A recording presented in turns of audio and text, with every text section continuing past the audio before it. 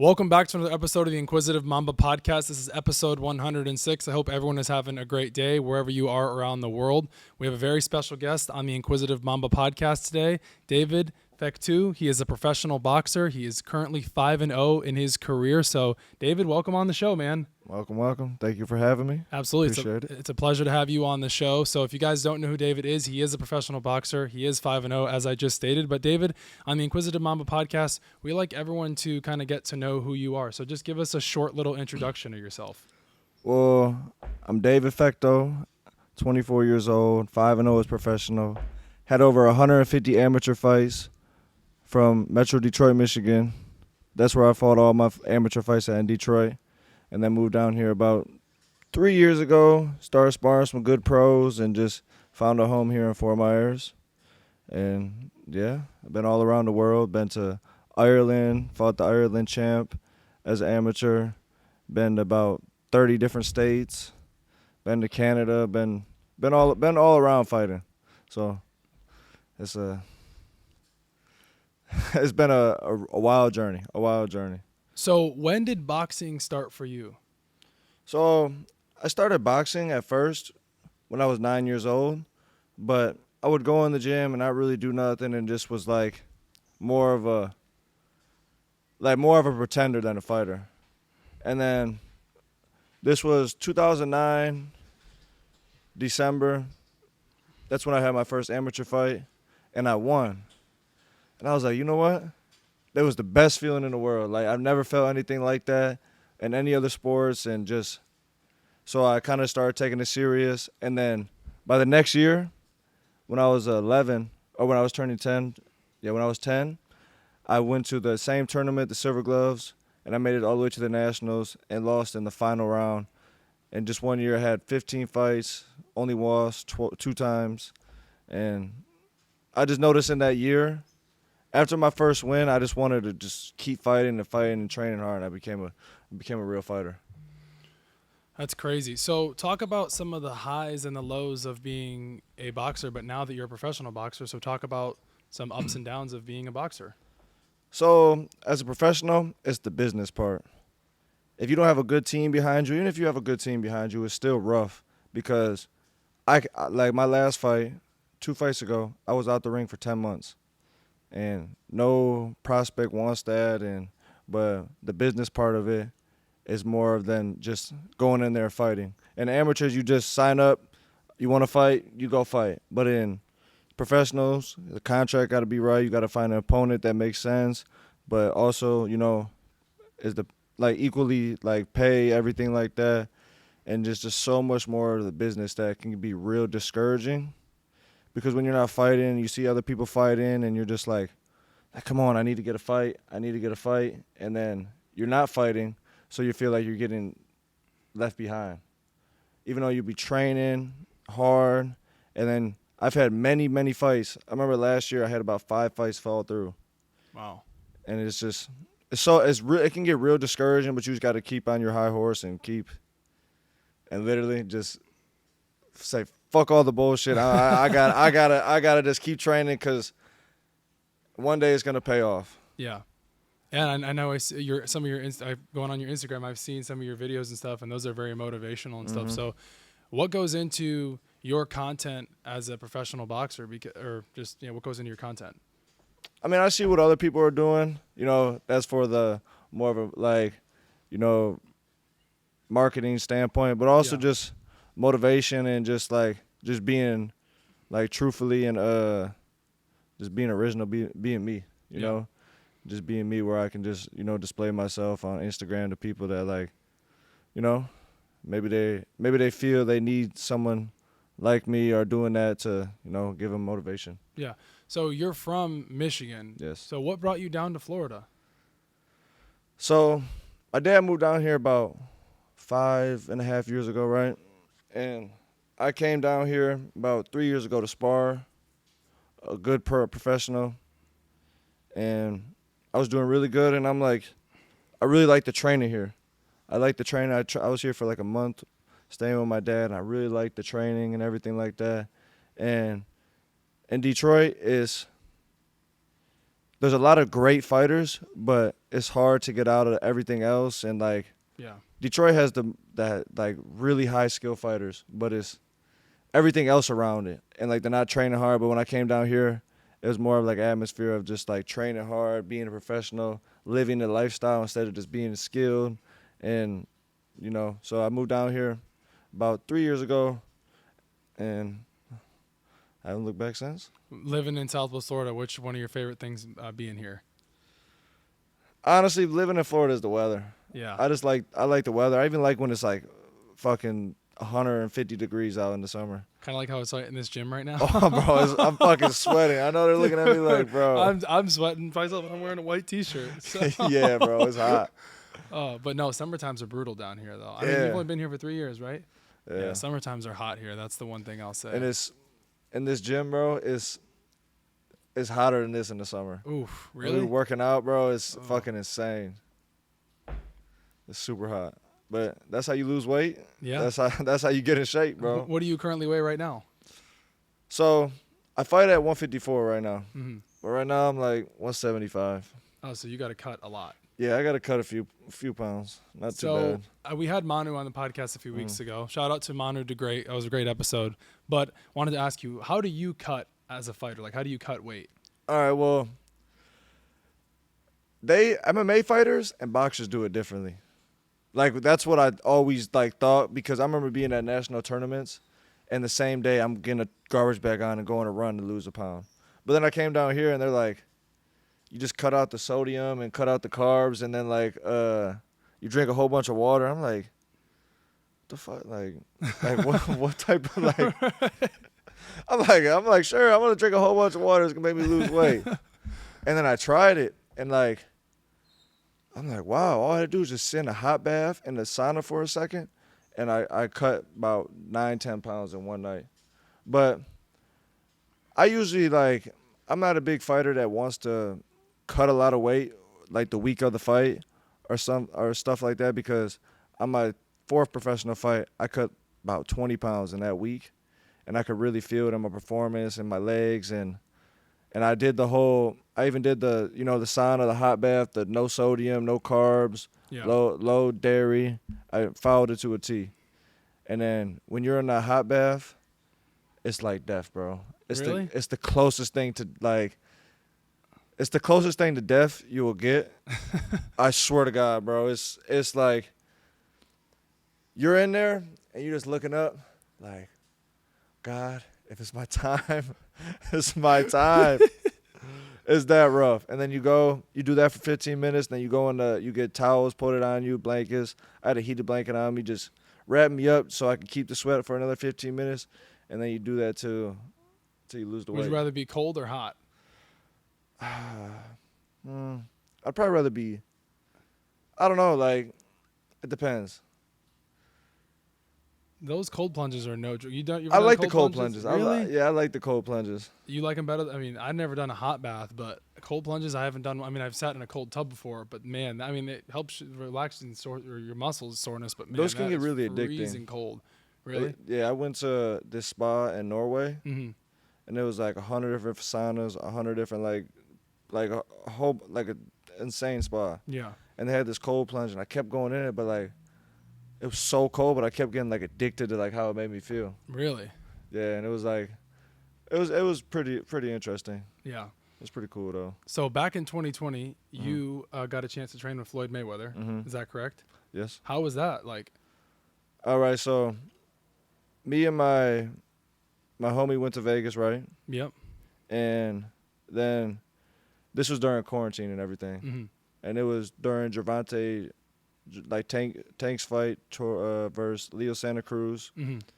So everything was like shut down, but my homie knew Frank Martin. He's about to fight Tank next. Okay. And he knew him, and then he said, oh, yeah, he can get us in the gym and stuff like that. Even though we weren't really training that much at the time because all the gyms were like shut down, but we still went there. We wanted to get to work.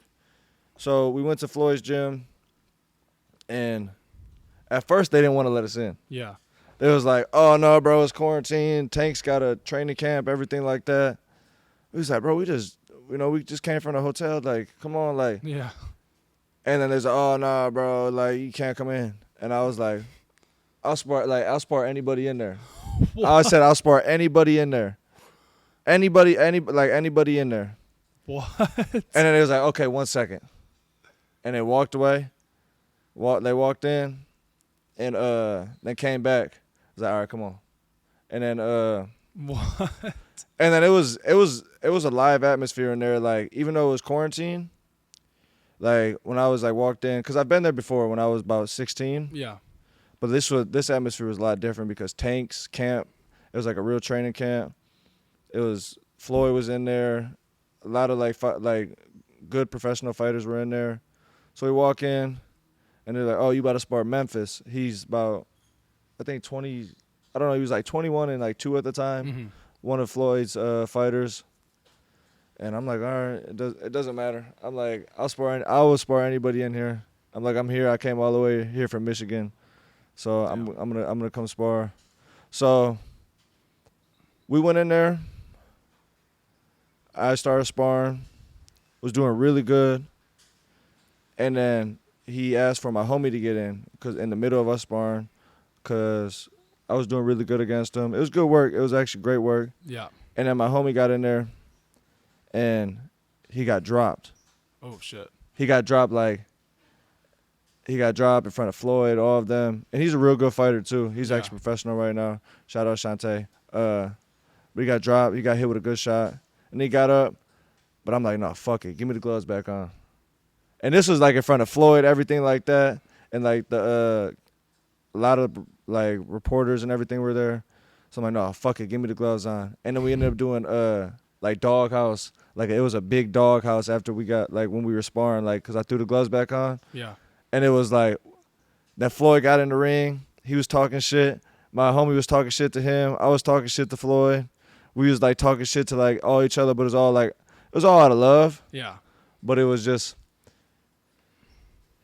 an atmosphere like if you watch videos of like Floyd like Doghouse, that's how it was. Damn. And like I remember after they like, cause we started going and it was some real good work.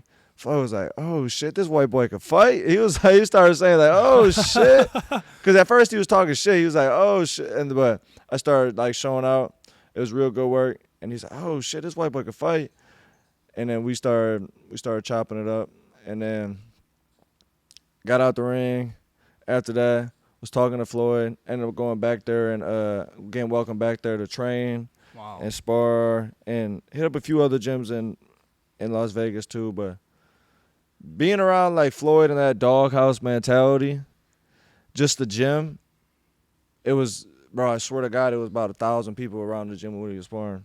Wow. It was so many. It was That like many? cameras, everything That's over insane. there. You would think it'd be like maybe 10, 20 people, just the private aspect and the feeling of it. But I mean, Bro, yeah, no, it was like a doghouse, like that's cameras. insane. Everyone was like banging on the ring, talking shit, all Wow. that. It's like something out of a movie. Bro, it was out of a movie. It Yeah. was pretty dope, and I wasn't even in that good of shape at the time.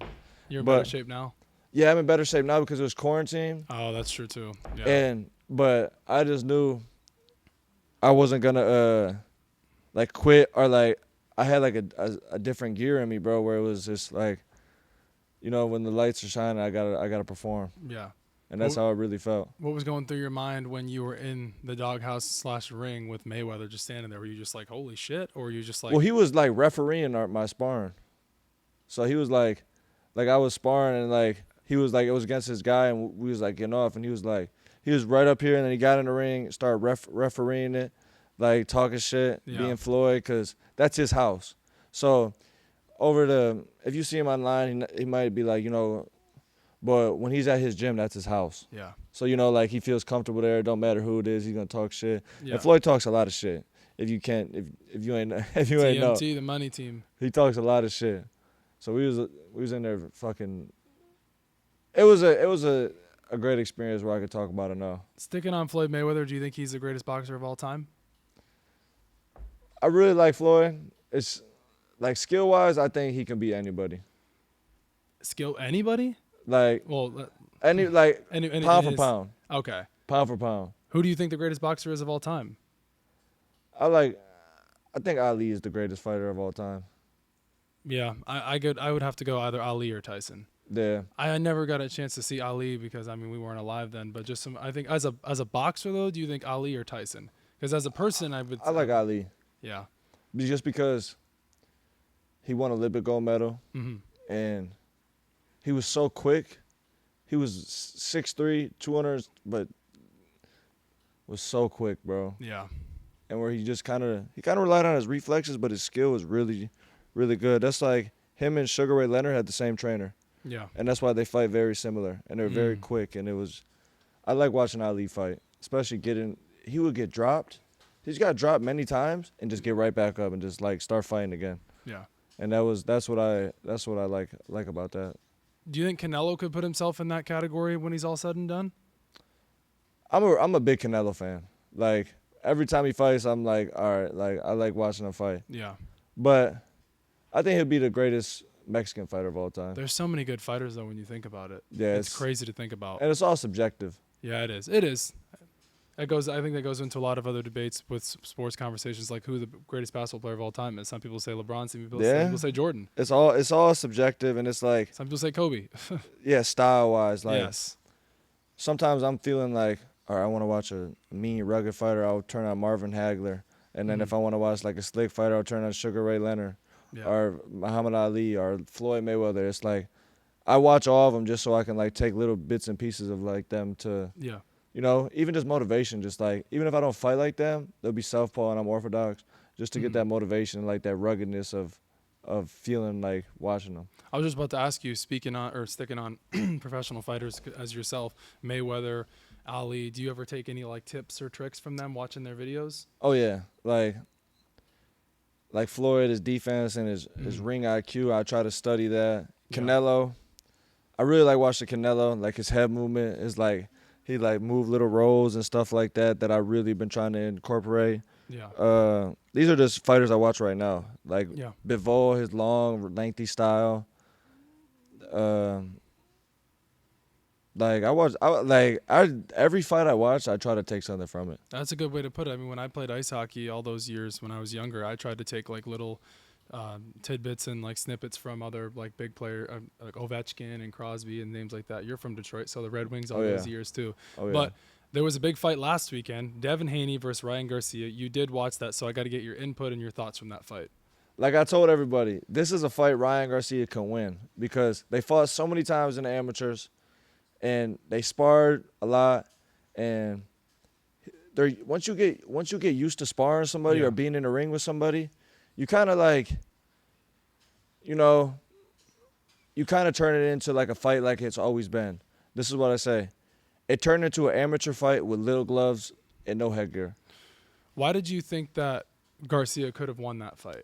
Just because they fought, they went 3-3 in the amateurs. Mm-hmm. Ryan Garcia, a lot of people don't want to give him his credit, but he had 215 amateur fights. He was at all the national tournaments and would always make his way through. Like he would beat a lot of guys. He used to beat a lot of guys in amateurs. He's been boxing his whole life, and I've seen it. Like I've seen him in person, like fight. He could fight, and he's God gifted. His speed is like insane. So like I was saying, it turned into an amateur fight. Yeah. With little gloves and no headgear, and Ryan Garcia's got more power, so it benefited him more. I think they should have called the fight in the 7th round when the first knockdown happened. What do you think? Man, like that referee I think he had some money on it. He might have or been something. sports gambling himself. He must have been gambling or something because there's no way that he didn't call that fight. It should have been 5 knockdowns that round, but I give Devin Haney a lot of credit because he got up and fought like a warrior. He fought like a warrior, but Ryan Garcia, he should have came in a little bit. Even though he performed, he should have came in a little better shape. Yeah, because he was gassed. Yeah, he definitely did. I mean, from his last fight against Tank, he looked like he was he looked like he like put on some weight for sure. He put on weight, like muscle. Yeah, but it was more of a he was only fighting in spurts. It's like Devin, he would let Devin Haney come back, you know, do a little like get hit in the back and stuff like that, and then he'd be like, all right, it's my turn. Well, and then he got that point taken away from hitting him in the back of the head. Yeah, that was stupid right there. I mean, but then it went to decision, Yeah. at the end. I mean, which was insane. I mean, I thought he handled that fight like nobody's business. And it was a majority decision. Majority decision, yeah, exactly. Let me ask you this though about Ryan Garcia. All the stuff leading up to the fight with his antics and everything that was going on with him. Do you think that was all an act? So he's saying it was an act now, but it's 50-50. Like, some of it was an act, but some of it was true. Like, I really believe he was drinking. Yeah. Not as much as he said, but I believe he was drinking and not taking it 100% serious. Yeah. That's why he got fatigued in the fight. Mm-hmm. That's why he got tired and didn't get the finish. Even though he should have, but he didn't because he was fatigued. So I think it's 50-50. I think his mind is still there. But you give someone 25 years old $50 to $100 million, like, yeah, how is he going to act? right. You know, it's kind of something that you really can't put into words or describe because most people don't get that at that age. No, and he was an underdog going into the fight, which was crazy, I guess. But like you said, him and Haney fought in the amateurs, but just the way everything was going leading up to the fight, you're like, how is he going to be able to even perform? The way his mental state is right now. Oh yeah. Who even knows what Garcia you're going to get? And then the next thing you know, he comes out like just guns blazing. Yeah, So, and that left hook was shooting. Yeah. And I knew, like, when he came in 3 pounds overweight, I was like, all right, that's, like, all right, he's going to, I had a feeling, right? Because I was only betting the knockout for Garcia. But right before I was like, you know what? I'm going to put money line and put straight money line and put $200 money line. Was it plus 600 or something? Yeah. Yeah, that's crazy. And it was plus 5. I got it like 5 something, and I'm like, you know what? I'm just doing straight money line. So I was watching the fight. I was actually watching the fight on my phone. Yeah. I was out, and I was watching the fight on my phone. And I'm like, when he hit him with the first shot in the first round, Yep. the hook, and it wobbled him, Mm-hmm. I'm like, oh, let's go. I'm like, I need that money. I need that money. It makes it so much more entertaining too, like the sports gambling aspect. And we live in Florida too, so we have Hard Rock, which is really nice because before a lot of people had like offshore bookies and stuff, but now like it's legit and you can actually like go on your phone, which is it's crazy how right at your leisure you can just click the button and you can watch it. Oh yeah, and bro. you can lose money or win money. It's Hard the Rock fastest is- way to Hard win money. Rock- It's the quickest way to lose money. Hard Rock's a gift and a curse. Shout out Hard Rock, you know. Or sorry, fastest way to win money, quickest way to lose money. There we go. Yeah, that's man. exactly how it It's is. vice versa, you know. Yeah, it's But it crazy. makes everything so much better to watch. Yeah, I absolutely agree with that. Jake Paul, Mike Tyson, fight coming up. I got to Alright. ask you your opinion. Do you think Mike Tyson has any shot of knocking out Jake Paul or beating him in the fight? All right, Mike Tyson has a shot because it's Mike Tyson and power is the last thing to go. And it's fucking Mike Tyson. Like, Yeah. come on now. But he is getting older. How old is he? 50, 56, 57? He's 58, yeah. Oh, he's 58. That's even worse. But Or 60. It's one or the other. I think he's 58. Yeah, I think so too. And I watched the clips of him, and I know it's like every time they do the clips, it's 2 seconds, boom, boom, boom, boom. So I want to see what he's like after, like if he's fucking like oh shit, like like tired or something like that, you know. Sign the contract, Yeah. big boy. if he's like, if he can do all that and be recovered and then he definitely has a chance. But if he's fucking throwing a fucking three punch combo and then getting gassed or something like that, that's what worries me because if it's 8-round fight, I just don't see him going 8 rounds. Yeah. Especially Jake Paul is younger, athletic, and he can box, bro. Like people don't want to like give him his credit, but he's boxing. He's got to actually know some of his coaches. Yeah. They're from Detroit. Mm-hmm. He's got a lot of good Kronk-based training, and Kronk is a really good gym in Detroit. And just they've been established, and he's taking it serious, and he's fucking working hard, bro. He's working real hard. I know Mike Tyson's working hard, but when you're 58 years old, bro, you can only work as hard. You work hard 3 days, you're like, fuck, 3 days, I gotta recover. But I think Mike Tyson might be on some performance enhancing. No, drug. he said that he's going completely raw and clean for the fight. He said he's not taking anything. He's going completely raw. I mean, if I was Mike Tyson, I would say the same thing. I would say the same thing just in case, but he's got to be taking something because there's no way he'll be able to train that hard. Yeah. Because boxing is a real rugged sport, and it puts a lot of miles on your body. And it's like a car with 200,000 miles trying to like restart again and do a race, even though it's a fast car, performance car. Yep. It still has a lot of miles on it. That's what when I was really analyzing the fight and stuff. I'm like, all right, Mike Tyson can do all right. I think he can hurt him maybe the first 2 rounds, maybe even the third. But Jake Paul hits hard. Yep. And he hits hard and he trains hard and he'll be a little heavier. I don't know if he's going to be on no PhDs or how the testing is going to be with that. Yeah. But if he can crack Mike Tyson's been hit a lot. And when you're older like that, you're more susceptible to being knocked out. Mm-hmm. So if he hits him on the little peekaboo style, Mm-hmm. hits him right here on the top of the head, or just gets Mike Tyson tired and then hits him a few times, maybe TKOs him or hits him in the head where your brain's like, shit, I'm fucking. Yeah. His brain's still 58 years old. Starts ringing. His brain's 58 years old. That's been hit so many times, and but I'm excited to see it. I'm excited to see it, but I wanted to ask you, since you're a professional boxer yourself, is it fair to call Jake Paul a legit professional boxer? Oh yeah, he's a real boxer. Like maybe not at first when he's fighting the YouTubers and stuff like that, but he's I think 8-1 as a professional. Because he lost to Tommy Fury. So yeah, the Tommy Fury fight he lost, but that was I guess his first official real fight in his age bracket. So because a lot of people say like you're gonna fight Tyson. You fought Tyrone Woodley. You just fought. I forget the guy's name. The last guy he fought. I don't remember his name. Do you remember his name? I can't think of it now.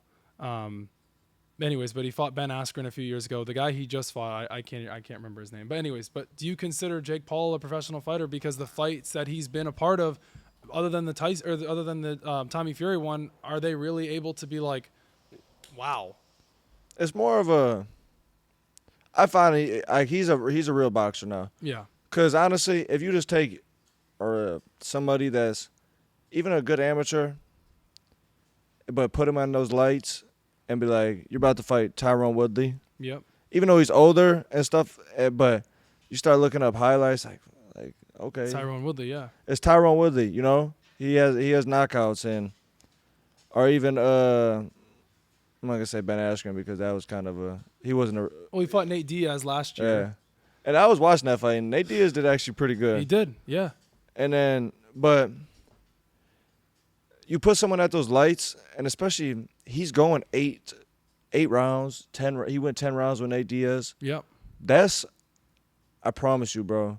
There's a lot of professional boxers that cannot go that. That cannot go that, and especially perform at that and be composed, and that's a huge thing in boxing, being able to go the rounds. And so I say he's a real professional boxer. And I know he's sparring real fighters. Yeah. He's sparring. I promise you, he's getting pieced up in the gym. Yeah, I don't doubt it. He's getting pieced up in the gym where he's like learning, because that's the only way to learn, bro, is to fight someone that's better than you. And I feel like he's keep on increasing his level and stuff like that. So he's a professional fighter, but he's not a world-class fighter right now. Right. Yeah, I mean he's only 26? He's got a long way to go. Yeah. From what he's been able to prove from when he first started to where he's at now, he definitely looks a lot better. I mean, he looks better on his feet.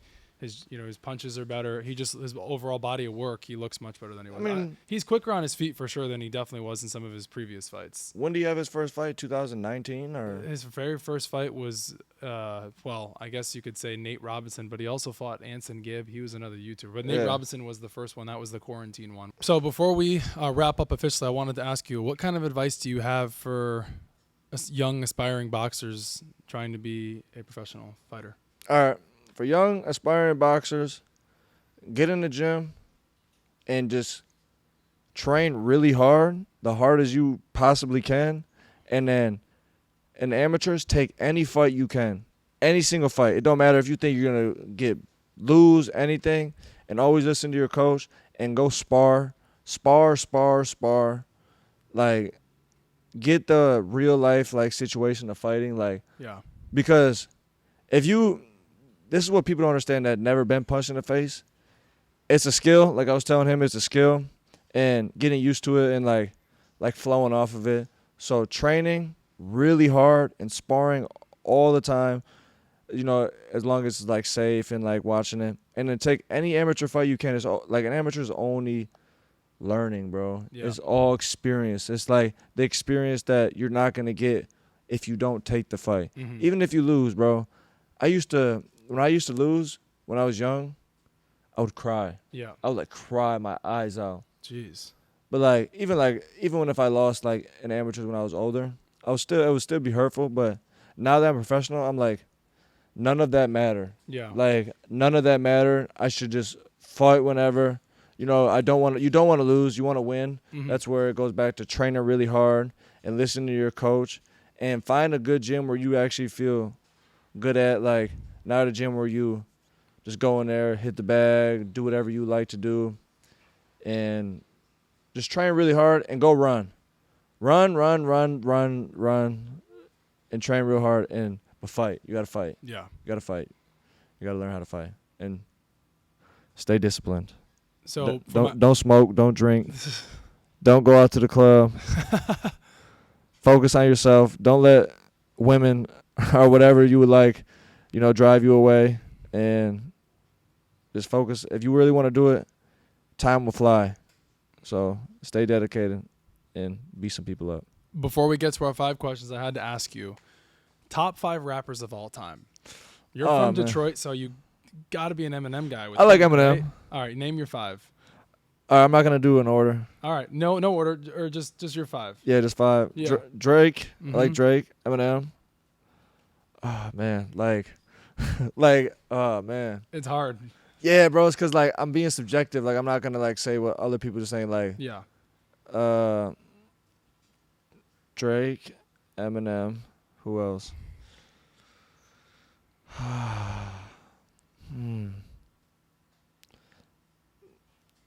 Lil Wayne, Okay. 50 Cent, Yep. and NBA YoungBoy. NBA YoungBoy.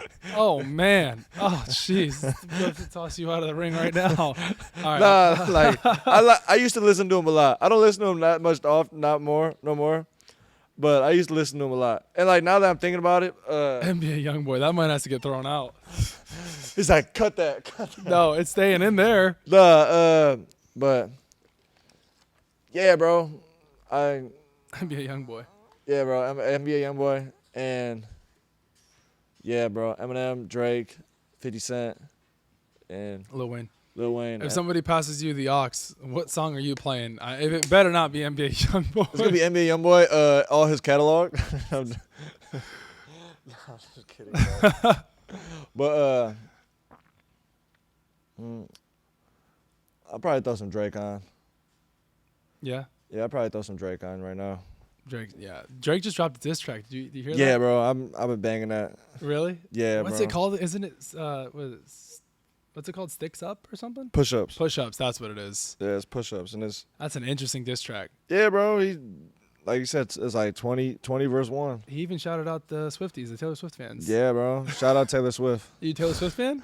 My nieces are a huge Taylor Swift I fan. had to ask you this. I've been waiting for this entire episode. I saw the Instagram clip, and you put the Taylor Swift song, and I saw that, and I was like, I'm asking him this. Yeah, bro. My nieces are a huge Taylor Swift fan. So like, we'll be in the car, and I'll like turn on like Paper Rings, and my one niece, she just turned 7, Yeah.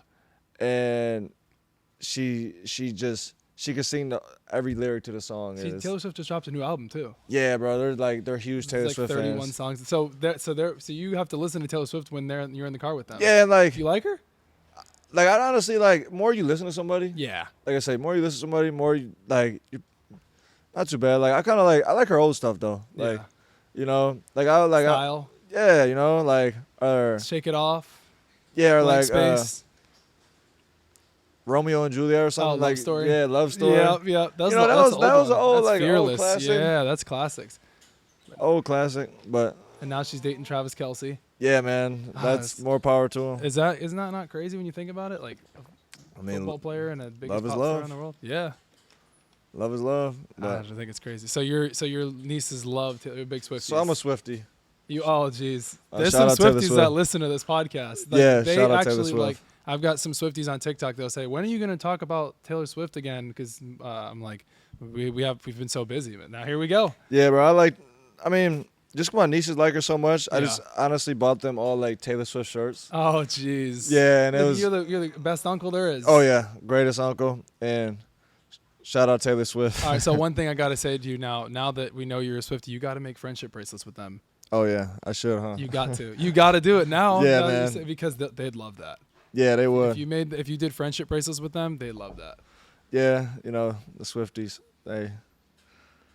Taylor Swift's got some crazy like fans, bro. She's got the most like intense fans Oh in my the world, gosh! bro. If you say one thing wrong about her, they like come for you. It's insane. Like if you miss like something about her, like you just like the most like minute thing, they like go insane. Oh yeah, Her fans like overanalyze everything. I mean, being called a Swiftie, like that's pretty cool though. It Like, is that's cool. a- Like that's you a got cool- you have like a name after you. Like Hey, I'm a Swiftie. hey, yeah, and they're like, what? Oh my gosh, Yeah. really? You are? Me too. Right? I So- say I'm a Swiftie. So next time I see you, hopefully you have the bracelet on with with I'm gonna have next time. you have a t-shirt I'm wearing a on. Taylor Swift shirt. the bracelet The with bracelet. your nieces. Yep, I'm bringing all the Taylor Swift coming to real. You gotta watch the Eras Tour movie with them too. Yeah, yeah, Oh my right. gosh. Yeah, bro. Most definitely. I gotta do that. So before we officially wrap up, I always give my guests 5 questions to end the show. All So right, my cool. first question for you is what motivates you? Just bring it back to my nieces, my family. My family motivates me a lot, and just knowing like through all the hardship in life, I have the ability to like solve a lot of problems, like just through fighting, and like being able to make people proud, financially support, and do all those type of things. Just like it's real motivating. It's real motivating. It's like you do a bigger purpose than just you, and like my future family, and just being able to like provide and give everything to everyone that they desire and they need, but being there also, But yeah, my family and just the future. Where do you motivates see me. yourself in 5 years? Seeing myself in 5 years? Well, I'm 5-0 right now. I have another fight coming up, and next year will be a real pivotal point for my career, Yeah. because I'm gonna start building up to like being a contender. So Yeah. like you're gonna start seeing me on TV and start seeing me on big things, big shows, and I'll be in the discussion with the Ryan Garcia, the Devin Haneys, and all that Yeah. in the next like year and a half, whatever. So in the next 5 years, I see myself up there as one of the top professionals with that bring the good fights, and world champion, multiple world champion. But it's bringing the good fights and winning and like performing like to the best I can do and take care of my family, and but also working every day to be better. Like I can tell myself like, all right, I'm there because I did that, Yeah. and I got to do this to do that. Yep. Where am I going to be at the next 5 years or next year, Mhm. and still like, but I'm going to be a champion. I'm going to put fights on for the fam. I'm going to be an entertainer, because I'm not just a fighter, I'm an entertainer. And yeah, that's where I see myself. If you could tell your 18-year-old self one thing, what would it be? Man, just get in the gym more, honestly. Just get in the gym more. Probably turn professional earlier. Like, and just, I didn't go out that much, but Mhm. the times I did go out, like go enjoy it, Yeah. but, just focus on what you really want to focus on, and probably invest in Bitcoin. Tell us one unique thing about yourself. Other than me being a Swiftie, man, I'm just, I'm just a fighter, and I don't know, that's pretty unique because I get punched in the face for a living. That's why if like Fair. people say I forget something, I'm like, sorry guys, I get punched in the head for a living, and and I don't know what to, you can blame it on that, but But yeah, bro, I'm a big family oriented. Like my nieces and like my sisters and my dad and everything like that. And yeah, I like movies too. Shout out movies. And I can ride a unicycle. That's unique right there. Yeah, I can ride a unicycle. If you could travel anywhere in the world right now, where would it be and why? In December, I went to Norway. I went to Germany, Wow. Denmark, all those little Scandinavian countries. I've been to Ireland, been to Mexico, Canada. So if I could go anywhere right now to any country, it would probably be, I don't know, like, I mean, you've been a lot of places. yeah, so- bro, it's just like, Australia? I would dig Australia. I dig Australia, you know, I would dig that. That's where Taylor Swift just had her Eras tour. Oh, I didn't know that, but That's why I said it. I would No, dig but Australia would be cool, though. Or like Thailand, you know? That'd be cool, too. Yeah, Thailand or I don't know, bro. Like, I would have to do some research and like, Yeah. I mean, you seem like you've been to a lot of different countries, so I mean, really picking like one in particular for you wouldn't really be a. yeah, bro. It's Yeah. but yeah, something like I've never been to and a different culture, more of like not like European culture, like more Yeah. of a different like culture than that. Yeah.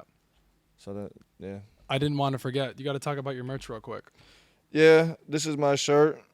You know, it's wet because I'm sweating It's my hot. ass It's off. hot AF in this gym. So, it's David So Loved. I got a link in my bio.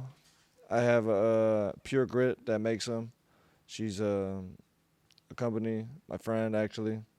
She has her own like, you know, merchandise brand. She does a lot of fighters in Detroit. Mm-hmm. And she takes care of all the everything, like, you know, all the making of it, Yeah. production, shipping, everything like that. And yeah, but this is my shirt. I got another shirt on the way. I had another shirt in the past. We do a different shirt like every one of my fights. And yeah, this link in my bio. I got shirts, hoodies, teddy bears. Dope. Yeah, I got little That's teddy awesome. bears I got. And where did David So Love the name come from? Like your fighter name. It came from like me being 8th grade. Mm-hmm. And I don't know. I just feel like I was getting hate, so I was like, you know, Yeah. I felt like I was getting like people were like hating, so I'm like, you know what? I'm loved, and like I say, you're gonna love to love me, or you're gonna love to hate me. You're gonna watch any other way. Absolutely. You're gonna watch anyways. And you got the heart on your shirt for Taylor Swift because the Swifties do the heart thing. So there Yeah, you go right there. shout out Taylor They Swift. go like that. So Yeah, man. You know, I always you have might to represent her. You might have to throw it up. Yeah, you know, There you go. Taylor Swift, if you're listening, I want you to walk me out for our next fight. Travis Kelce right next to Yeah, Travis Kelce. I'm gonna be like this. We're gonna You- walk you out go- with Taylor walk out- Swift songs. Walk out both of them. Yeah, bro, that'd be a Couple years. couple years, bro. That's gonna be Madison Square Garden sold out fight. Yeah, that's on my bucket list. I love to hear it. Where can listeners find you? Instagram, David So Loved. Facebook, David So Loved Fectau. TikTok, King David 123, and Twitter, King David 123. Did I pronounce your name wrong when I first introduced you? Is it- it's a French last name, so Okay. it's Is it it's Fectau? Fectau, Jeez. Fectau. Because like when you mispronounce someone's name, some people get upset. And you're like, Nah, bro, "Ah." it's not mispronounced. It's just like different like pronunciations of it. Well, guys, it was a pleasure to have David Fectau on the podcast. He's a 5-0 professional boxer.